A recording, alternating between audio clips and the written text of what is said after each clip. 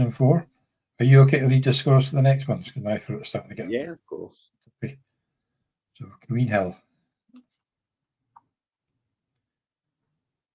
Yeah, so it's of course this is our division here. So yeah, you got your bloody nose against Doug's 251 points as the top head Niners rocked up with the top score of the week and beating the Orkneys who over 200 points but lost.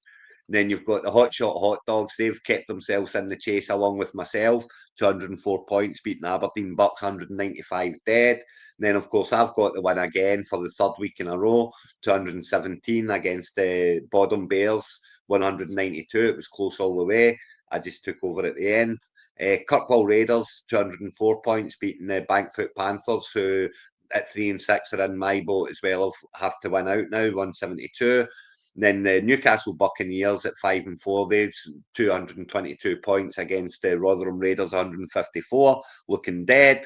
And the Glossop Fighting Golfers at 4 and 5 beat the Preston Panthers 174, and that kind of keeps it a little bit tight there. But yeah, good week for the Kirkwall Chargers. They're the ones at 7 and 2 now, and at the top of the division with yourself and Preston Panthers both there at 6 and 3. But looking over the shoulder because the Newcastle Buccaneers are in 7th at 5 and 4, so you are only one win in the playoffs now, so that's a bit of a problem. But down the bottom, the 3 and 6s from 9, 10, 11, 3 and 6s, it's a long way back, 2 games behind, but 2 games behind, 5 games to go. If any one of those 3 teams wins out, I think they'll make the playoffs.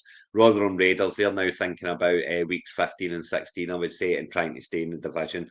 But yeah, I mean, for myself, it's 3 games in a row I've won now, and I just feel like I'm making the run too late.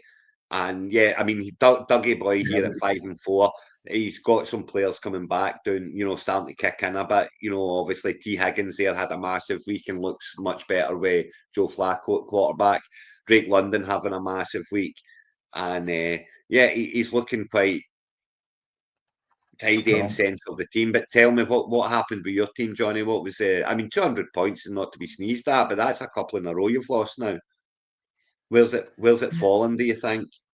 Well, the 3 main injuries of Wilson, Judkins, and they were all in a bye this week anyway, but they've not helped my cause much. No. Adams has been doing well. I took out Sutton, put him back in. I kept Franklin in. The kicker didn't do much. Landman didn't actually do much, to be honest, but yeah, Landman's been great this season as well, hasn't he? Landman's been so good this season. I've got him in the local shop, and yeah, he's been great this year. He's been scoring a lot of points. That was disappointing. Nice to have Pearson and Horton on the bench there, though. I picked up him as well, but I didn't put him in for some weird reason. I wanted to see what it's going to be like. And I picked him up to see. The first week you don't know what it's going to be, so he might be worth starting in the future, depending on bye weeks. So. Yeah, Miles going to them hurts him a lot, I think. But yeah, Christian Watson there as well. He's only going to get better as the season goes on if he stays fit. I have to believe, and he's going to have he's one where you can plug in. You're chasing the big hit, you're chasing the big 40-yard touchdown or whatever, but he's going to get them often, So it's very much you can plug and play Christian Watson now, I would say. So I mean, your squad's fine there, Johnny. You're scoring over 200 points. You must be still very confident of making the playoffs. I'll be more confident when these boys are back on the pitch. Judkins, Urban, and Wilson. Because, Urban was my second round pick. Obviously, McCaffrey was my first one.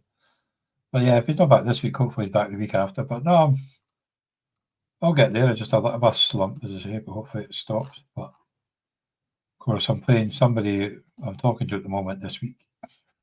I mean, it's as big as it gets. I think the two of us played each other, and I need the win, and you don't need the win, but you could do with the win because you're in a wee slump, and you can, and you always want to snap those losing streaks. So I mean, I can't afford to lose, and yeah, it's a big game, Johnny. I'm struggling with my team lineup. I've got to say, I've still got to drop a kicker in. That's why it's so far ahead. I've still got. I brought McPherson in last week, because I'd had enough of Little, Cam Little, and I dropped him just as he scores the 68-yarder, you know. 60 yards, I dropped him. So, but I mean, don't get me wrong, McPherson done me great last week, but now I'm not, I've not he's in a bye. brought a new one in yet. I will do obviously before Sunday, but I've not done it yet because I can't make my mind up whether I'm just going to drop McPherson or whether I want to keep him for the rest of the season and drop someone else on my bench. So that's why the move hasn't been made yet. It will be made over the weekend.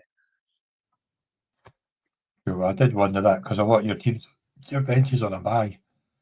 So you've But got yeah, I mean, hot Sorry, shot hot dogs playing against the bottom Bears. That's a massive game in the sense of the 3 and 6s. Myself, hot shot hot dogs, and the Bankfoot Panthers, our very own Fraser.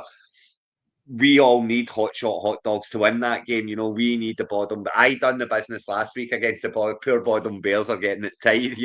But I done the business against them last week, got them back to 5-4. Now, if hot shot hot dogs can do the same business this week and get them back to 5-5, then that opens that up. And Kirkwall Chargers, we really want the Kirkwall Chargers to kick on and win this week against Aberdeen Bucks at 5-4, because that will then give us the 3 and 6s a chance of actually making said playoffs.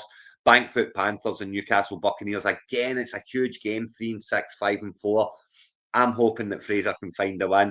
I'm sure hot shot hot dogs are as well.